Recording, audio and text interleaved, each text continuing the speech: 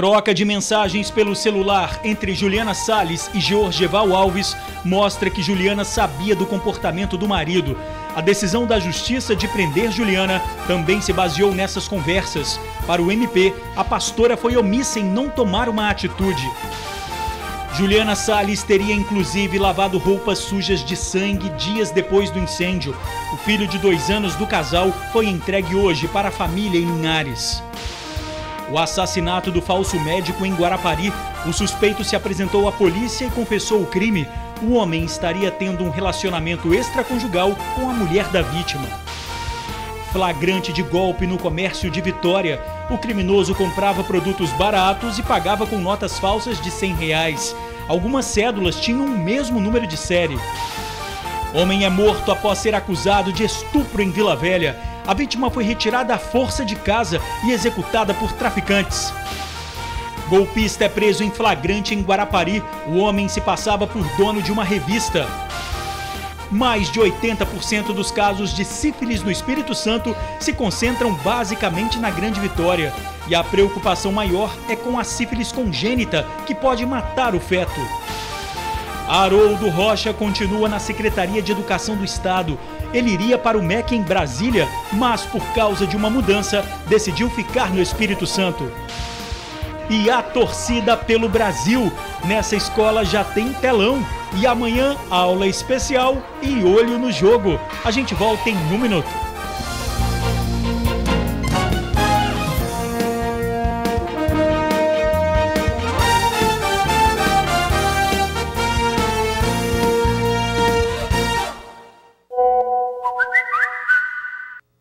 Olá, boa noite.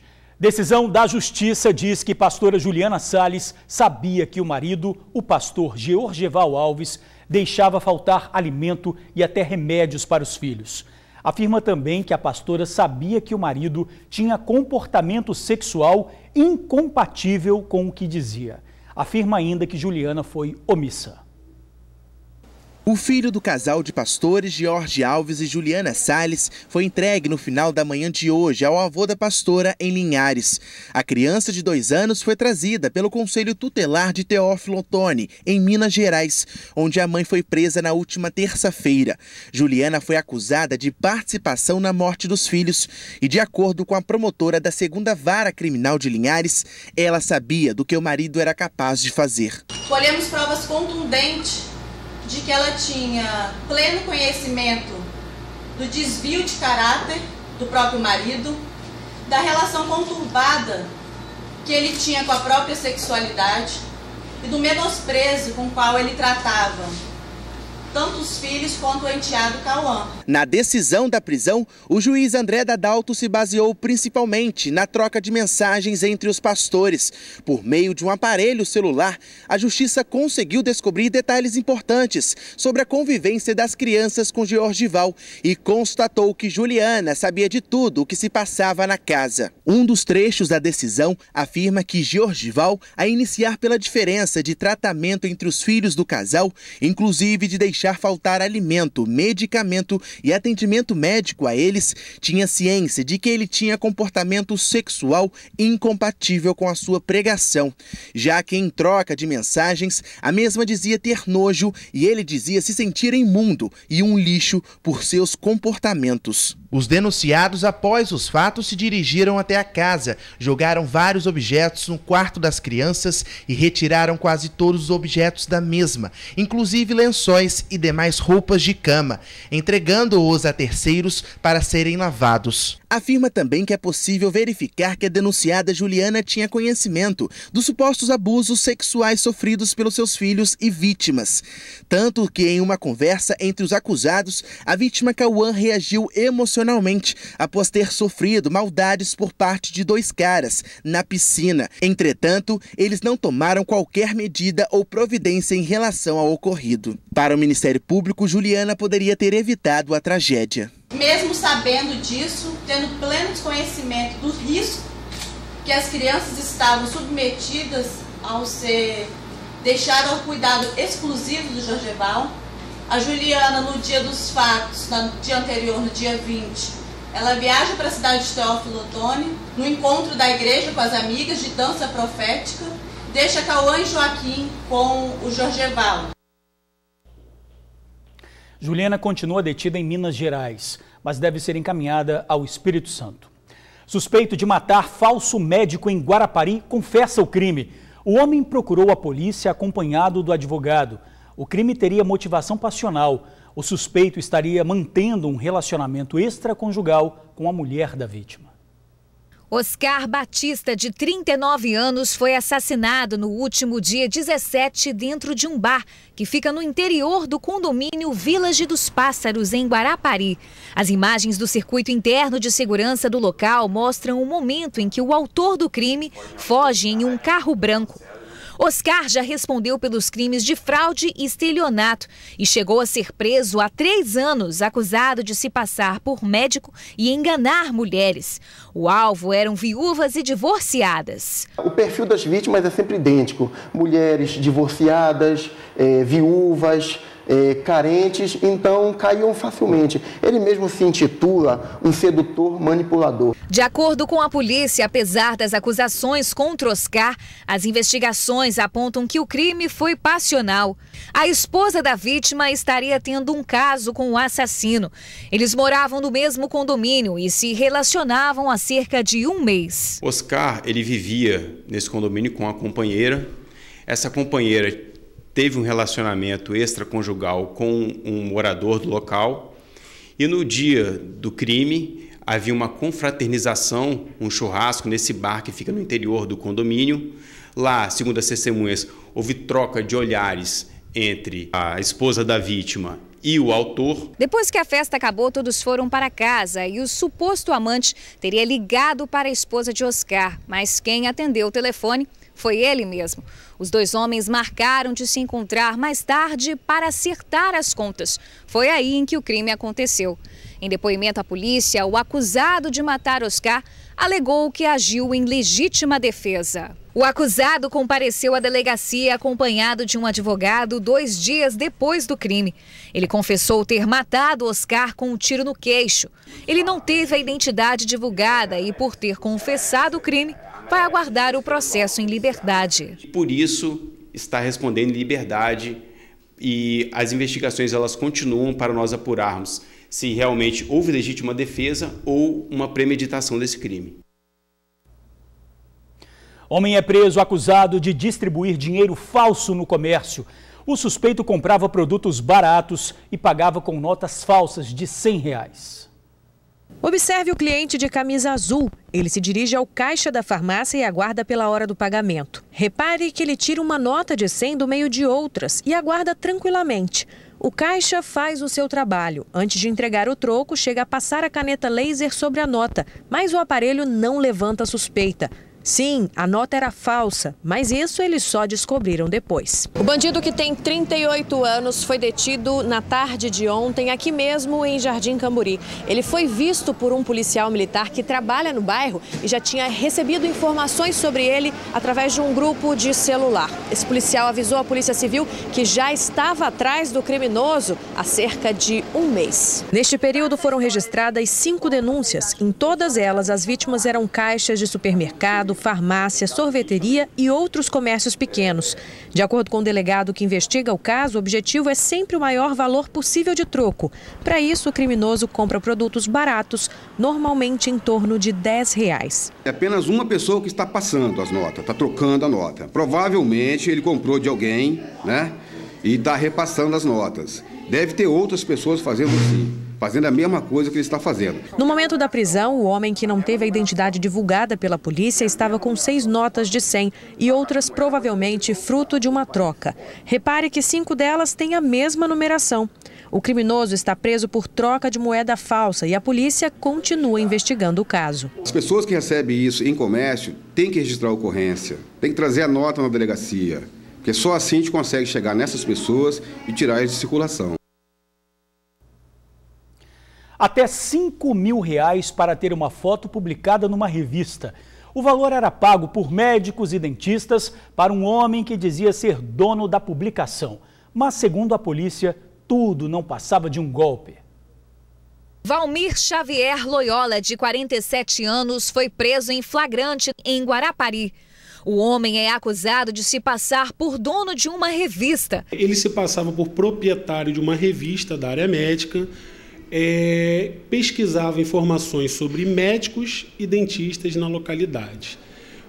Ia nesses consultórios e vendia supostamente propagandas e reportagens nessa revista e cobrava quantias de R$2.000, R$5.000, R$10.000, de acordo com o tipo de entrevista e a posição, se era uma capa, se era uma contracapa. Ele aplicava golpes em dentistas e médicos. Tivemos, ao longo do procedimento flagrancial, informações de vítimas em Marechal Floriano, Aracruz, Grande Vitórias, municípios de Vila Velha, Vitória e Cariacica. Também obtivemos informações de vítimas no estado de São Paulo.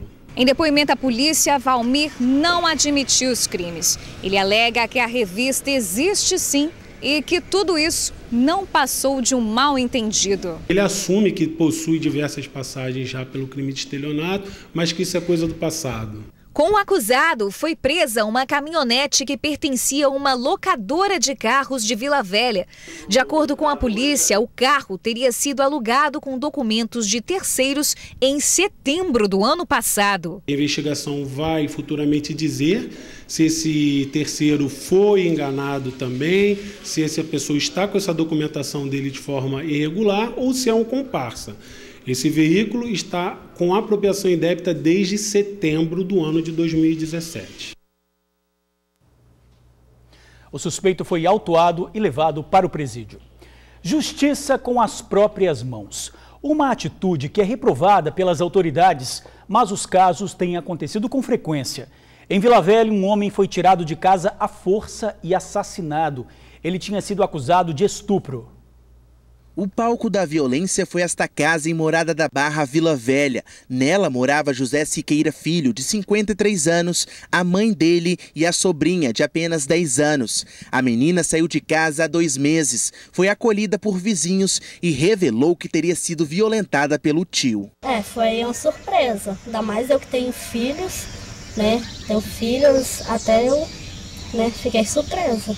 A história logo se espalhou pelo bairro. Não demorou muito para que José e a mãe fossem alvos da fúria popular. De acordo com a polícia, José foi executado com 3 tiros. Cerca de 8 homens armados invadiram a casa dele e o levaram até um morro. Lá, atiraram no rapaz. Depois do crime, a mãe da vítima ficou com medo e preferiu se mudar da região. O responsável pela Delegacia de Proteção à Criança e ao Adolescente afirma que nenhuma denúncia sobre o suposto estupro foi registrada.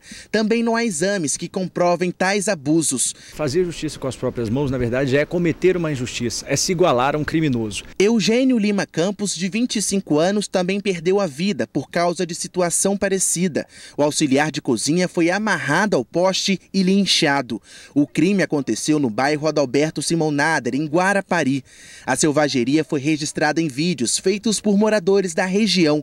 A vítima foi perseguida por criminosos depois que traficantes receberam informação de que o rapaz seria um estuprador, mas tudo não passava de um boato. Inocentes morrem porque uma fofoca surgiu no bairro, alguém inventa uma história. Hoje nós estamos na era da fake news, ou seja, as pessoas inventam coisas, falam coisas sem pensar e essa informação propaga, circula rapidamente e quem ouve por último pensa que é verdade. E aí vai tirar satisfação e acaba cometendo um novo crime. O delegado destaca ainda a importância de se checar qualquer informação antes de repassar boatos e acabar destruindo vidas inocentes. A população não pode se deixar levar por falsas notícias. Tem que averiguar, saber se é verdade, ver de onde vem, qual é a fonte e quem disse aquilo.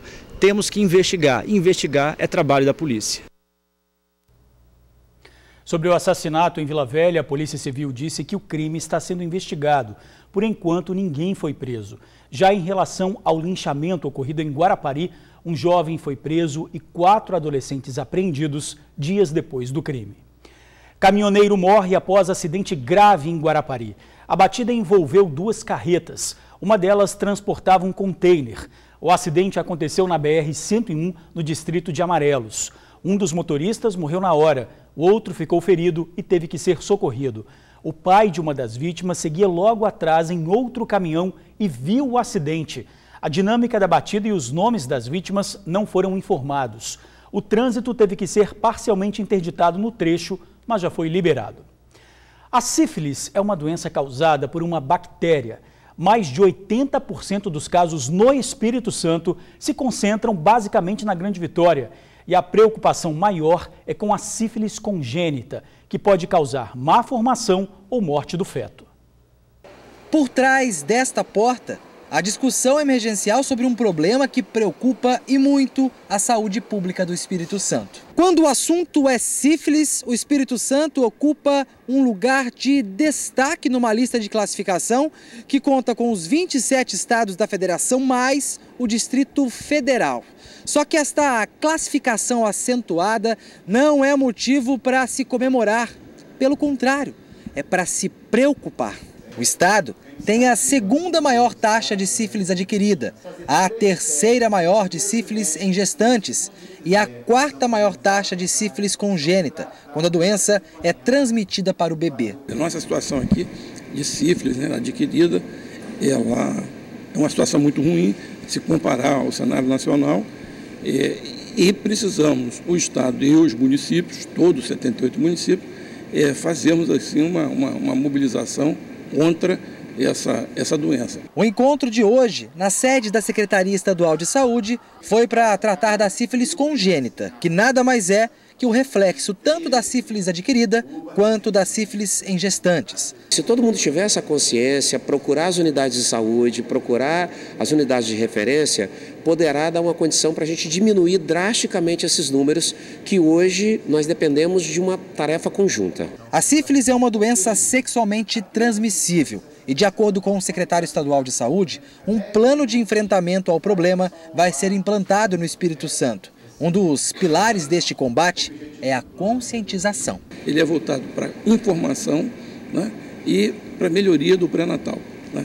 Nessa questão da informação, o mais importante é conscientizar, inclusive, os maridos, porque às vezes acham que só as mulheres têm um problema e só elas têm que se tratar. Não é verdade.